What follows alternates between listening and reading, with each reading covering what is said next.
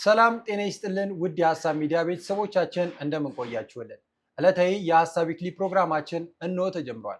በዚህ ሳምንት የሐሳብ ዊክሊ ፕሮግራማችን የምናነሳው እንግዲህ የአፍሪካ ህብረት ጉባኤ ነው።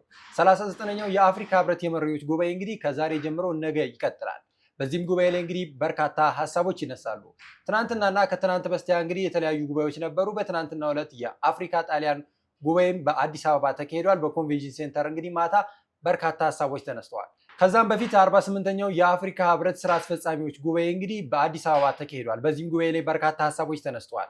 ለዋናው ጉባኤ የሚሆኑ የተለያዩ አጀንዳዎችም ተመርጠዋል። በአፍሪካ ህብረት ጉባኤ ላይ ምን ሀሳቦች ይነሳሉ፣ በዚህ ጉባኤ ላይ ምን አይነት ትልልቅ ሀሳቦች ይነሳሉ የሚለውን በሰፊው የምንወያይ ነው የሚሆነው። የዛሬውን ፕሮግራም እኔ ዮርዳኖስና በረከት አብረናችሁን ቆዩ። በረከት እንዴት ነህ? እግዚአብሔር ሁሉ ሰላም ሁሉ አማን። የመጀመሪያ ጉዳያችን የሚሆነው እንግዲህ በረከት ዛሬ የተጀመረው 39ኛው የአፍሪካ ህብረት የመሪዎች ጉባኤ አለ። ከዛ በፊት እንግዲህ የስራ አስፈጻሚ ጉባኤ ነበረ። ከዛም በኋላ እንግዲህ የአፍሪካ ጣሊያን ጉባኤም በመዲናዋ አዲስ አበባ ተደርጓል። እነዚህ ሁለት ትልልቅ ጉባኤዎች እንግዲህ መደረጋቸው በርካታ ሀሳቦች ተነስተዋል። በተለይ ደግሞ ኢትዮጵያ የዲፕሎማሲ መቀመጫ መሆኗን፣ የዲፕሎማሲያዊ እንቅስቃሴዎች ለማድረግ ደግሞ በአፍሪካ ተመራጭ ሀገር መሆኗን ያሳየንበት ነው። ከዛ በፊት የነበረው የስራ አስፈጻሚዎች ጉባኤ ላይ በርካታ ሀሳቦች ተነስተዋል። በተለይ ደግሞ በዋነኝነት አፍሪካዊ ጉዳዮች በሚወሰኑባቸው ለመሪዎች ጉባኤ የሚሆን አጀንዳ የሚመረጥበት ስብሰባ ነበረ። በዛም ስብሰባ ላይ እንግዲህ የውጭ ጉዳይ ሚኒስትር ዶክተር ጌዲዮን ጢሞቴዎስ ተገኝተው ነበረ። የሌሎች ሀገራቶች የውጭ ጉዳይ ሚኒስትሮች እንደዚሁም ደግሞ የአፍሪካ ህብረት ሊቀመንበር መሐመድ አሊ ዩሱፍም በዚህ ጉባኤ ላይ ተገኝተው በርካታ ሀሳቦች ተነስተዋል። ከዛም ላይ ከተነሱ ሀሳቦች እንግዲህ የምናነሳው በተለይ የውሃ ጉዳይ ነው። አፍሪካ ውሃ እያላት በውሃ ችግር እየተቸገረች ያለች አህጉር ነች። የውሃ አጠቃቀማችን በጣም ጉድለት አለበት። አፍሪካ ውስጥ የሰላምና ደህንነት ጉዳይ በሰፊው ይነሳል። እንደዚሁም ያለ ሀብታችን የአጠቃቀም ጉድለቶች በሰፊው ሲነሱ ነበረ። ከዚህ ጋር እያይዘው እንግዲህ የአፍሪካ ህብረት ሊቀመንበር የሆኑት መሐመድ አሊ ዩሱፍ እንዳነሱት ከሆነ ውሃን ለሰላም መጠቀም አለብን፣ የጋራ ውሃችንን በጋራ መጠቀምና በጋራ መልማት፣ በጋራ ማደግ አለብን የሚለውን ሀሳብ አንስተዋል። በአፍሪካ እንደምናውቀው እንግዲህ በርካታ የውሃ ሀብት ቢኖርም የግጭት ወይንም ደግሞ የጸብ መነሻ ምክንያቶች ብለን ማንሳት ከምንችላቸው ጉዳዮች እንግዲህ ውሃ አንዱን ብለን ማንሳት እንችላለን። ውሃን ለሰላማዊ መንገድ መጠቀም ስንችል፣ ውሃን ለሀገር እድገት መጠቀም ስንችል፣ ውሃን ወደ ጸብና ወደ ግርግር የምንሄድበት ሂደቶች አሉና እነዚህ ሂደቶች መቆም አለባቸው። ለአፍሪካው ጉዳዮች ደግሞ ራሱ አፍሪካዊ ውሳኔዎችን መስጠት አለባቸውና እነዚህ ሀሳቦች ሲነሱ ነበረ። ይህም እንግዲህ ዛሬ ለሚደረገውና ዛሬና ነገ ለሚቀጥለው ትልቁ ዋነኛው ጉባኤ ላይ እንግዲህ አጀንዳዎች ነው። ከዛ ጋር የዘን እንግዲህ በዚህ በሚደረገው ጉባኤ ላይ የሚነሱ ዋና ዋና ነጥቦች አሉ። በአፍሪካ ያለ የውሃ እጥረት እንደዚሁም ደግሞ የንጽህና አጠባበቅ ነው። አፍሪካ ውሃ ቸግሯት አይደለም። በአፍሪካ ያለን የማዕድን ሀብታችን አንዱ የምናነሳው ውሃ ነው። ነገር ግን የውሃ አጠቃቀማችን በጣም ከፍተኛ ጉድለት አለበት። ይህንንም ደግሞ እንዴት መፈታት አለበት? የአፍሪካ ችግሮችን ራሳችን አፍሪካኖች መፍታት ከጀመረን እንግዲህ ሰንበትበት ብለናል። እነዚህ ጉዳዮች ይነሳሉ። በሴኩሪቲ ጉዳይ ይነሳል። በአፍሪካ ውስጥ በርካታ አካባቢዎች ላይ ያለመረጋጋት ሂደቶች አሉ። እነዚህም እንግዲህ ወደ መፍትሄ ሀሳብ የሚመጣባቸው ሂደቶች ይኖራሉ። በአየር ንብረት ለውጥ ነው። በተለይ ደግሞ ያደጉት ሀገራቶች በሚያመጡት የአየር ንብረት ለውጥ ችግር አፍሪካ ከፍተኛውን ችግርና አዳፋ የምትቀምስ አህጉር ከመሆኑ አንጻር እነዚህ ሂደቶችን መቅረት አለባቸው በሚሉ ጉዳዮች ላይ ይመከራል። የህብረቱን በዓለም አቀፍ ደረጃ ተሰሚነትስ? የአፍሪካ ህብረት እንደምናውቀው እንግዲህ በዓለም አቀፍ ደረጃ ተሰሚነቱ በጣም ከጊዜ ወደ ጊዜ እየወረደና ተሰሚነት እያጣ የሄደበትን ደረጃ እንመለከታለን። አውሮፓ ህብረት ግን በዓለም ደረጃ ያለውን ተሰሚነት ስንመለከተው ህብረቱን በዚህ ደረጃ ተሰሚነት ሊኖረው ይገባል። ምክንያቱም በርካታ የአፍሪካ ሀገራቶችን የያዘ ይህ ትልቅ ህብረት አፍሪካን ወክሎ በየትኛውም ዓለም አቀፍ ሁኔታዎች ላይ መሳተፍና መንቀሳቀስ የሚችልበት ሂደቶች እነዚህ ዋና ዋና ሀሳቦች አሉና እንደ ሀሳቦችን እያነሳን እንወያይባቸው። በረከት፣ የመጀመሪያው የውሃ እጥረት ጉዳይና የውሃ ንጽህና አጠባበቅ ነው። በአፍሪካ የውሃ እጥረት በከፍተኛ ደረጃ አለ። ሪሶርሱ ጠፍቶ አይደለም፣ የሪሶርስ አጠቃቀም ችግር ስላለብን በአፍሪካ እንግዲህ የውሃ እጥረት አለ ተብሎ በረጅም ጊዜ ይነሳል። በተለይ ደግሞ የእርዳታ ድርጅቶች አፍሪካን ለመጠቀሚያነት የሚወስዱት የንጹህ ውሃ መጠጥ ለማቅረብ፣ የንጹህ ውሃ መጠጥን ለአካባቢዎች ለማዳረስ በሚሉ እነዚህ አይነት እንቅስቃሴዎች የአፍሪካ ማዕድኖች እየተወሰዱ ይገኛሉ። እነዚህ ሁኔቶች አሉ። ውሃን ለመጠጥ የምንጠቀምበት የውሃ እጥረቶችን የምንቀርፍበት ሂደት አለ። እንደዚሁም ደግሞ በውሃ ምክንያቶች የሚነሱ ግጭቶች አሉ። ኢትዮጵያም በዚህ አይነት ሂደቶች ላይ ስንመለከት የውሃ ትልቅ ችግር አለባት። የንጹህ ውሃ መጠጥ አይደለም ችግሯ፣ በውሃ ደግሞ ሪሶርሶቿን መጠቀም ሳይሆን እንደ ቀይ ባህር ያለ ትልልቅ ውሃዎች ኢትዮጵያ ያስፈልጓቸዋልና ሀገራችን ኢትዮጵያ በውሃ ስትነሳ እንግዲህ ቀይ ባህርና አያይዘን ማንሳት የምንችልበት ሂደት አለና የአፍሪካ ችግሮች በአፍሪካዊ መፍትሄ መሰጠት አለባቸው። ማንሳት የምንችለው እንግዲህ የቀይ ባህርን ጉዳይ ለመወያየት የቀይ ባህርን ሀሳብ ለማንሳት ሌሎች የዓለም ሀገራቶች ሊመጡ አይገባም። ራሳችን አፍሪካ ቀንድ ያለን ሀገራቶች ተነጋግረን ሰጥቶ መቀበል በሚባለው መርህ አንዱ ሀገር ተጠቃሚ ከሆነ ለአንዱ ሀገር የሚያካፍልበት ሂደቶች በቀላሉ መምጣት የሚችሉበት ሂደቶች አሉ። ይሄም አይሆን ከሆነ ደግሞ አፍሪካ ህብረት በተለይ ደግሞ ሙሉ አፍሪካን የሚወክለው የአፍሪካ ህብረት ሌሎች የአፍሪካ ሀገራት መሪዎች እነዚህ ጉዳዮች ላይ መወያየት፣ እነዚህ ጉዳዮች ላይ የመፍትሄ ሀሳቦችን ማምጣት። ኢትዮጵያ ብቻ አይደለችም የባህር በር የሌላት። በርካታ ሀገራቶች እንግዲህ በአፍሪካ ውስጥ የባህር በር የላቸውም። ለእነዚህ ሀገራቶች ምን አይነት መፍትሄ መሰጠት አለበት የሚለው ሂደቶች በአፍሪካዊ ጥያቄ ላይ አፍሪካዊ መፍትሄ የሚሰጡ ሀሳቦች አሉና እንደው በረከት እነዚህ ጉባኤዎች መነሳት ያለባቸው ዋና ዋና ሀሳቦች ናቸውና የውሃውን ሀሳብ እንደምን ትመለከተዋለህ? የአፍሪካ ህብረት በሰፊው እየመከረበት ያለው ጉዳይ ዋነኛው የውሃ ጉዳይ ነው። በነገራችን ላይ ይህ ትልቅ መንቃት ነው። አፍሪካ ሪሶርሶቿን ማወቅ ጀምራለች። አፍሪካ እድገቷን ከሚያረጋግጡ ኤሌመንቶች ውስጥ አንደኛው ውሃ ነው። ውሃ ወሳኝ የተባለ ሀብት ነው። በነገራችን ላይ ከዚህ በኋላ ዓለም ከተቸገረ የሚቸገረው በውሃ ነው። ጦርነት ከተነሳ የሚነሳው በውሃ ነው። ከነዳጅ በላይ ውድ የሚሆነው ውሃ ነው። ዓለም በውሃ የተከበበች ነች ብለን እንዴት ውሃ ውዱ ሊሆን ይችላል? ይህ ነው ጥያቄው። ከዓለም ላይ ካሉ ከ95% በላይ የሚሆነው ጨዋማ ነው። የተቀረው የተመረዘ ነው። ከዛ ውስጥ 4% በቅጡ አይሞላም ፍሬሽ ዋተር ያለው። ይሄ ፍሬሽ ዋተር አፍሪካ እንደ ልቧ ያላት ሀብት ነው። ለምሳሌ እንኳን እንመልከት እስቲ 2 ሊትር ውሃ ስንት ነው? 40 ብር 50 ብር ታወጣበታለህ። ነዳጅ ምን ያህል ብር ታወጣበታለህ? የውሃ ሪሶርስ ከዚህ በኋላ ፍሬሽ ውሃ የማግኘታችን እድል እያነሰን የሚሄደው እንደ ዓለም ነው። የከርሰ ምድር ውሃዎቻችን፣ የወንዝ ውሃዎቻችን እየቀነሱ ነው የሚመጡት። ምክንያቱም በብዛት እየተጠቀምነው ነው ያለነው። ይሄ ሪሶርስ ዛሬ ላይ ነቅተን መጠበቅ ካልቻልን አደጋ ነው። እነ ግብፅ የሚሄዱበት የከረፋ አካሄዳቸው ዋጋ ያስከፍላቸዋል። ለምሳሌ ከኢትዮጵያን ሃይላንድ ኤሪያዎች ላይ ከ86% በላይ የሚሆነው ውሃ የሚመነጨው ከዚህ ኤሪያ ነው። ከዛ በኋላ ነው ግብፅን የሚያጠጣው ሜዲትራኒያን የሚደርሰው። ይህን ውሃ መነሻውን ካልጠበቅን፣ ዛፍ ካልተከልን፣ የሚበክሉትን ፍሳሹ የሚያስተጓጉሉትን ነገሮች ካላስተካከል ነው፣ የተሰናሰለ የውሃ አቅርቦት እንዲኖር ካላደረግን፣ ኢንቫይረንመንቱ ግሪን እንዲሆን ካላደረግን የዚህ ውሃ ሰስቴናቢሊቲ አደጋ ላይ ነው የሚወድቀው። ስለዚህ አፍሪካ ህብረት በኒ እምነት ለመጀመሪያ ጊዜ ወሳኝ ነገር አንስቷል። ከሬር እርዝ ሚነራሎቻችን ጀምሮ ስለ ፍሬሽ ዋተር ማንሳት ጀምሯል። ውሃ እንደ ኢትዮጵያ እንደ ሀገር ስናስበው አንደኛ ኢትዮጵያ እግዚአብሔር የሰጣት ትልልቅ ተራሮቿን ምናልባትም ጫፍና ጫፍን በመገደብ ብቻ የሃይድሮ ፓወር ማመንጨት እንችላለን።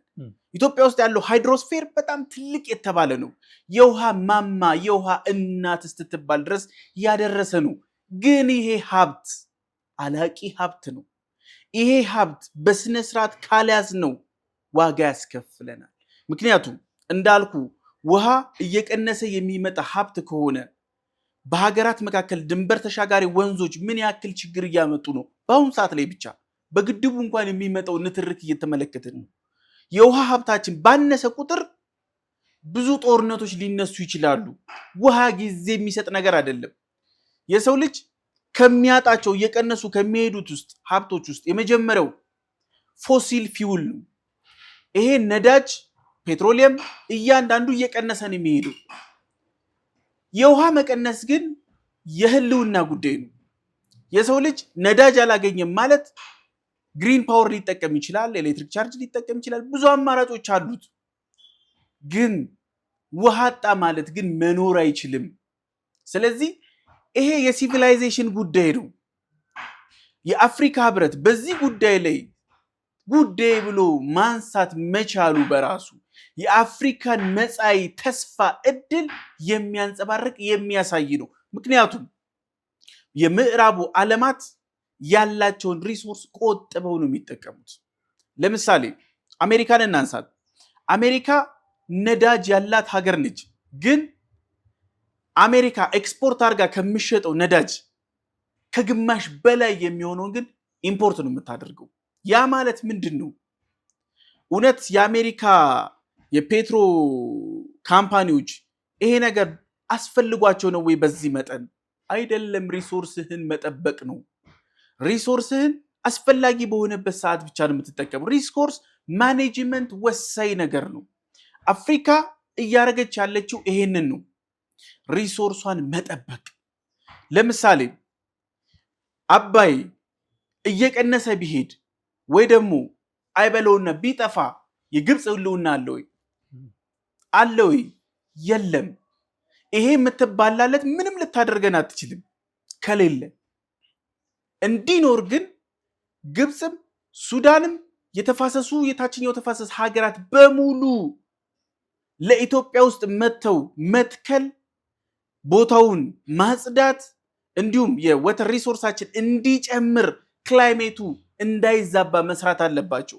አሁን የገጠመን የግሎባል ዋርሚንግ ችግር በጋራ የሚያስቆም ነው እንጂ እንደስተዛሬው ግማሹ እየሮጠ ዋሽንግተን ላይ ክስ ሲያቀርብ እንደ አርሲሲ፣ ግማሹ ደግሞ እንደ ሱዳን ኢኮ ሲሆን ሲያንጸባርቅ ስማ በለው ሂደት አያዋጣም። ዓለም የውሃ ጉዳይ ከዚህ በኋላ ሊፈትናት የሚችል ጉዳይ ይሆናል። ውሃ the resource of life ነው። ስለዚህ ይሄ ሪሶርስ መጠበቅ ካልቻልን የሰው ልጅ በህይወት ዘመኑ ካጋጠመው ትልቅ ችግሮች ውስጥ ዋነኛው ይሄ ነው። የምንዋጋው ከተፈጥሮ ጋር ነው። ከተፈጥሮ ጋር ደግሞ በተናጠል መዋጋት አይቻልም። የአፍሪካ ህብረት አጀንዳው አድርጎት ሲመጣ ሰርፕራይዝ ነው ያደረገኝ። በዚህ ልክ ነው። እንዳልከው ነው። በተለይ የውሃ አጠቃቀማችን ችግር አለበት። ግን ከምንድነው ከመነሻው ከሪሶርሳችን አያያዝም ችግር ከፍተኛ ኃላፊነት የጎደለው ስራ ነው። ለዚህም ነው እንግዲህ በ48ኛው የስራ አስፈጻሚ ጉባኤ ላይ እንግዲህ ዶክተር ጌዲዮን ጢሞቴዎስ ያነሱት ሀሳብ ምንድነው የውሃ ሀብቶቻችን መነሻ የሆነውን የስነ ምህዳር እንዴት ማደስና መጠቀም አለብን የሚለው ትልቅ ጉዳይ ነው ብሏል። ምክንያቱም ውሃ ከሪሶርስ ወይንም ደግሞ ከመነሻው ቦታው የማይያዝ ከሆነ በኋላ ለሚጠቀመው አካል ጠቀሜታው የወረደና ብዙም ጠቀሜታ ስለማይኖረው የውሃ አጠቃቀም ሂደታችን በዚህ የሚቀጥል ከሆነ አፍሪካ ወደ ከፍተኛ ችግር የምትገባበት ሂደቶች አሉ። የውሃ ፖለቲካዎች አሉ። የውሃ ፖለቲካ ስንመለከት እንዲህ በተለያዩ የዓለም ሀገራቶች ትልልቅ ውዝግቦችን ያስነሳል። አፍሪካ ውስጥም ይሄ ውዝግብ አለ። እነዚህ ውዝግቦች ደግሞ በሰላማዊ ሂደት መፈታት አለባቸው።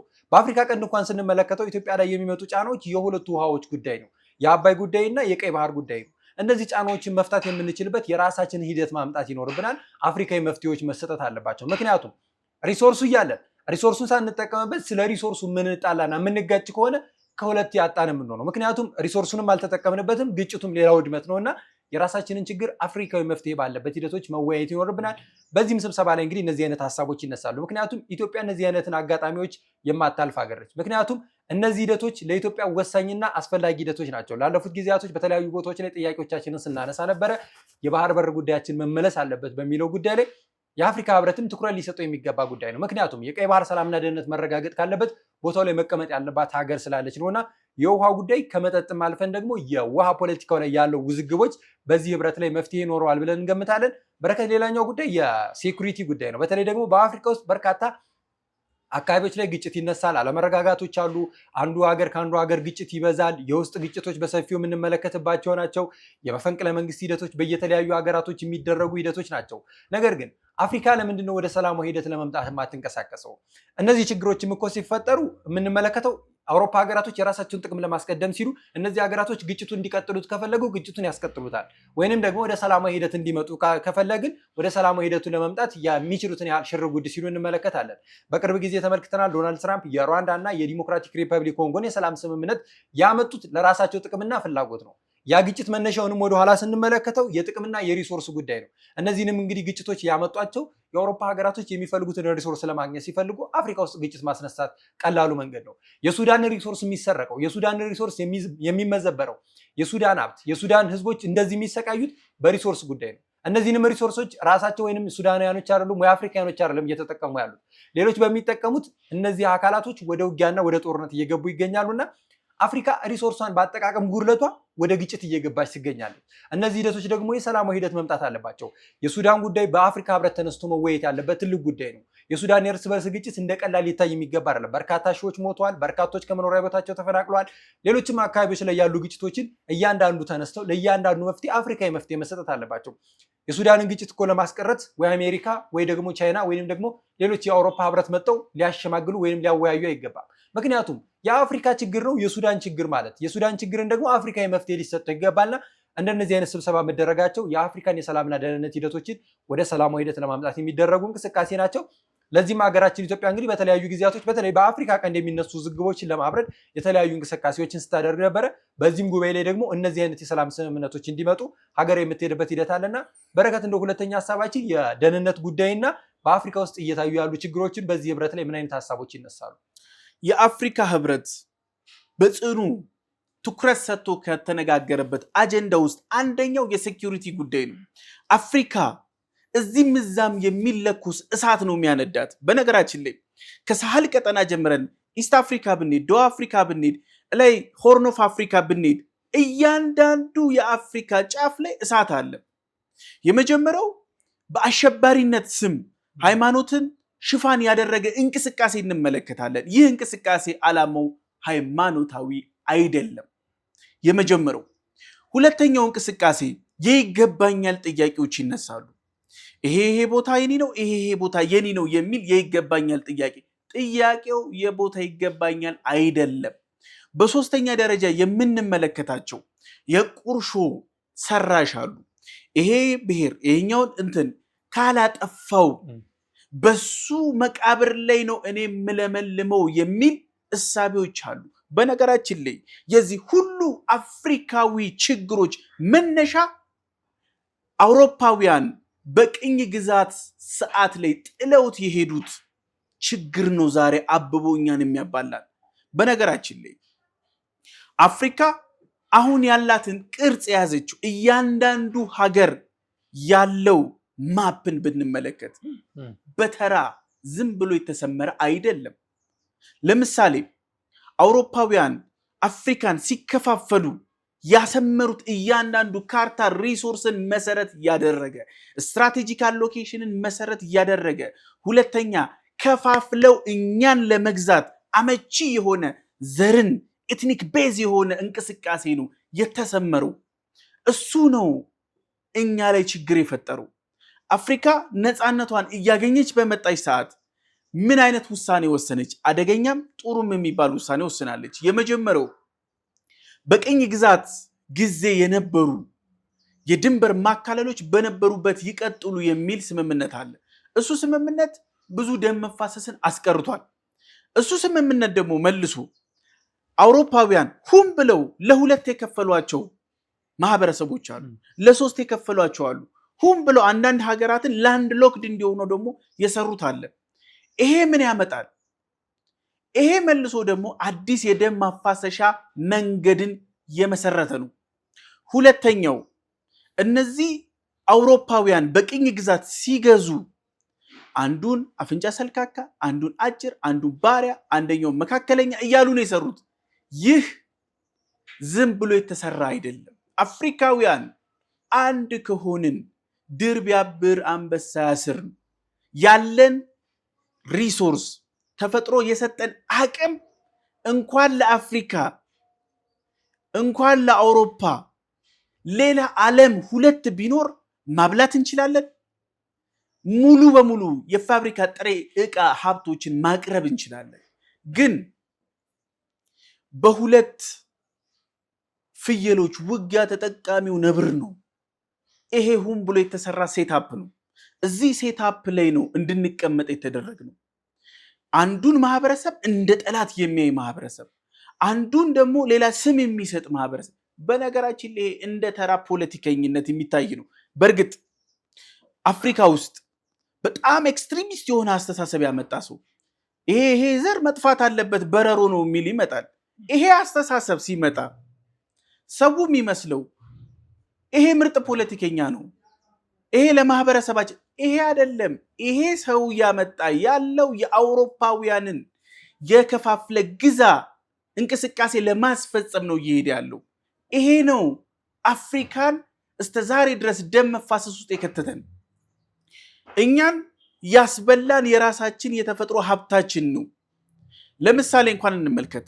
ከውሃችን ጀምሮ ሬር እርዝ ሚነራሎቻችን በሙሉ አሁን አፍሪካ የውድድር ሜዳ እንድትሆን አድርጓታል። ለምሳሌ አሁን የቀጣዩ ጄኔሬሽን የቴክኖሎጂ ልዕለ ሀያል መሆን የሚቻልበት አንደኛው ኤአይ ነው።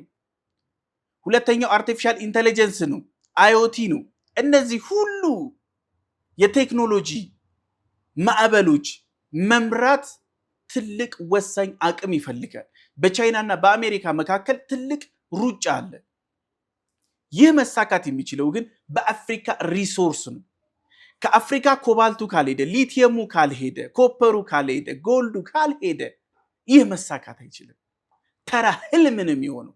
ስለዚህ አፍሪካ የቻይናውያን የምዕራባውያን ሀገራት መፋጠጫ መፋለሚያ ሜዳ ሆናለች። ግን ምናልባትም የአፍሪካ ዩኒየን የአፍሪካ ህብረት ሊቀመንበር የተናገሩትን ነገር ማየት አለብን። እኛ ሀብታችንን በየትኛውም ዋጋ ከፍለን መጠበቅ አለብን ያሉት ነገር ወሳኝ ነው። ለምሳሌ እዚህም እዛም የሚነሳ ሬብል ግሩፖች ትጥቅ ማን ነው የሚያስታጥቃቸው? ማን ነው የሳተላይት ወታደራዊ ድጋፍ የሚሰጣቸው? በነገራችን ላይ በኮንጎ እነ ኤም23ን እንኳን ብንመለከት ዋና ዓላማቸው ፖለቲካዊ ነው የሚመስለው። ውስጡን ስትመለከት ግን ህገወጥ ኮንትሮባንድ ነው የሚሰሩት። ይህ እንቅስቃሴ አሜሪካ ውስጥ ያሉ ትልልቅ ካምፓኒዎች በዚህ መንገድ የአፍሪካን ሀብት ሲበዘብዙ ነበር። አሜሪካ ከብዙ ዓመታት በኋላ ለመጀመሪያ ጊዜ የውጭ ጉዳይ ፖሊሲዋን ቀይራለች።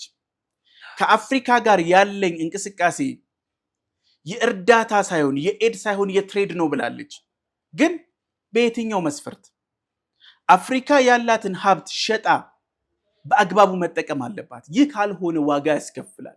ናይጄሪያ እና ዱባይን ብንመለከት በተመሳሳይ ጊዜ ነዳጅ ቢያገኙም የበለጸገው ዱባይ እንጂ ናይጄሪያ አይደለም። እኛ ጋር ያለን ብዝሃነት የብሔር ብሔረሰብነት ብዝሃነትን እንደ ህብረ ብሔራዊ አቅም እየተጠቀምነው አይደለም። አሁንም በድሮ መንፈስ ውስጥ በከፋፍለ ግዛ ውስጥ አፍሪካን መበዝበዝ የሚሹ አሉ። አፍሪካውያን መሪዎች አሁን ላይ መንቃት ካልቻሉ በቀጣይ የሚመጣው ማዕበል ከባድ ነው። ምክንያቱም ከዚህ በፊት የትኛውንም የክሪቲካል ሚነራሎች አቅርቦት የምታቀርበው ቻይና ነበረች። በአፍሪካ መሬቶች ላይ የትኛውንም የወርቅም የሚነራልም ጉድጓድ የተቆጣጠረችው ቻይና ነበረች በሰፊው። አሁን ቻይና በብቸኝነት የምትሄድበት መንገድ የለም። አሜሪካ በታሪፍ በአስገዳጅ ህግ ኮንጎ ላይ እንደተመለከትነው ደግሞ አማጽያንን በማስታረቅ ስም በብዙ መንገድ አዳዲስ ውሎችን ይዛ እየመጣች ነው። አፍሪካ አሁን ወሳኙ ሰዓት ይሄ ነው። አጫርታ ትክክለኛውን ተገቢ ጥቅም አግኝታ ሪሶርሷን መሸጥ ይገባታል። በርግጥ ይሄ ሪሶርስ የተጠና መሆን አለበት፣ ስትራቴጂካል መሆን አለበት። አፍሪካ መሸጥ ብቻ አይደለም ስራዋ መሆን የሚገባው። ለምሳሌ ኮፐርን እንመልከት። ከዛምቢያ ኮፐር ይወጣል። ከዛምቢያ የወጣው ኮፐር ቻይና ሄዶ ሪፋይን ሆኖ ለዓለም ገበያ ይቀርባል። አፍሪካ ይሄን እንቅስቃሴ ማቆም አለባት።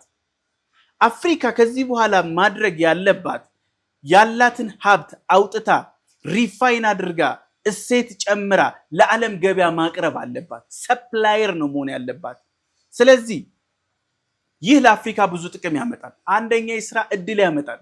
አፍሪካ ወጣት የተባለ የሰው ኃይልን ያላት በአሁን ሰዓት ላይ አውሮፓ አርጅቷል። ሁለተኛ የስራ እድል ብቻ ሳይሆን ሀብቷንን በአግባቡ ትጠቀምበታለች፣ ከመበዝበዝ ታመልጣለች። ለምሳሌ ሶማሊያን እናንሳ። ሶማሊያ ከኢትዮጵያ ጋር በነበረው አለመስማማት የኮስታል ኤሪያዋን ለቱርክ ሸጣለች። ነዳጅ አግኝታበታለች። ቱርክ 90% ነዳጁን የምትወስደው ቱርክ ነች። 10%ቱን ነው ሶማሊያ የምታገኘው። ይሄ ፌር ያልሆነ አግሪመንቶች ናቸው። እነዚህ አግሪመንቶች በ100 ዓመት በ200 ዓመት ነው የሚፈረሙት። ማቋረጥ አትችልም። አቋርጣለሁ ብለህ ደግሞ ስታስብ ከውስጥ ተቀናቃኝ ተፎካካሪ የተባለ ኃይል በትጥቅ ትግል የሚታገል ኃይል ይመሰረታል። ስለዚህ እሱ እንዳይመሰረት ስትል አፍን ዘግተ ሪሶርስን ትሸጣለህ። አፍሪካ አሁን መንቃት ያለባት ይሄ ሪስክ ማኔጅመንት ነው። ይሄ የውጭ አንታይ ዌስተርን እንቅስቃሴ አይደለም። ይህ የትውልድን ሀብት በሐቀኝነት የማስተዳደር ጉዳይ ነው። የአፍሪካ ህብረት ምናልባትም አሁን ላይ ወሳኝ የተባለ እንቅስቃሴ ጀምሯል። እዚህ ልክ ነው እንዳነሳው ነው። በተለይ የሰላም ጉዳይ በጣም አስፈላጊ ጉዳይ ነው። እነዚህ ሂደቶች ላይ ደግሞ ህብረቱ የሚወያያቸው ነገሮች ይኖራሉ። በረከት ካለን ሰዓት አንጻር እንግዲህ በመጨረሻዎቹን ሀሳብ እናንሳቸውና የአየር ንብረት ለውጥና የህብረቱ በዓለም አቀፍ ደረጃ ተሰሚነት ነው። በተለይ የአየር ንብረት ለውጥ ዓለምን በምን ያህል ደረጃ ቀውሱን እያመጣ እንደሆነ መመልከት የምንችለው ነው።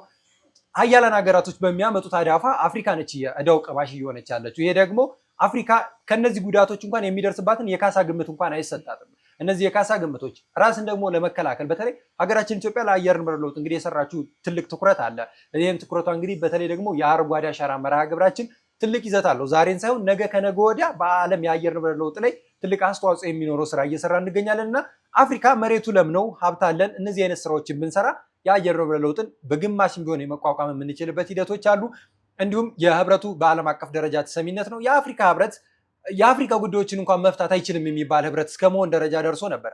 እነዚህ ሂደቶች ግን አሁን ላይ ወደ ማለቁ ወይንም ደግሞ ወደ ተሻለ ደረጃ ከፍ ያለበትን ሂደት ስንመለከተው ህብረቱ የአፍሪካዊ ጉዳዮችን እየፈታ ነው። የአፍሪካዊ ችግሮችን እያመጣ ነው። የአፍሪካ ውስጥ ሰላምና ደህንነቶችን፣ የአፍሪካ ሪሶርስ አጠቃቀምን፣ በአፍሪካ ውስጥ ያሉ ችግሮችን የመፍትሄ ሀሳብን፣ እንደዚሁም ደግሞ ትልልቅ የሚባሉ ሂደቶችን የሚያስፈጽምበት ሂደቶች እንመለከተናል እና ህብረቱ በዓለም አቀፍ ደረጃ ተሰሚነት ሊኖረው ይገባል። እንደ ጸጥታው አይነት የጸጥታው ምክር ቤት እንኳን ደረጃ ባለው ደረጃዎች ቦታ ወይንም ደግሞ ወንበር ሊኖረው ይገባል። ከአፍሪካ የተወከሉ 2 ወይንም 3 ሀገራቶች ሊኖሩ ይገባል።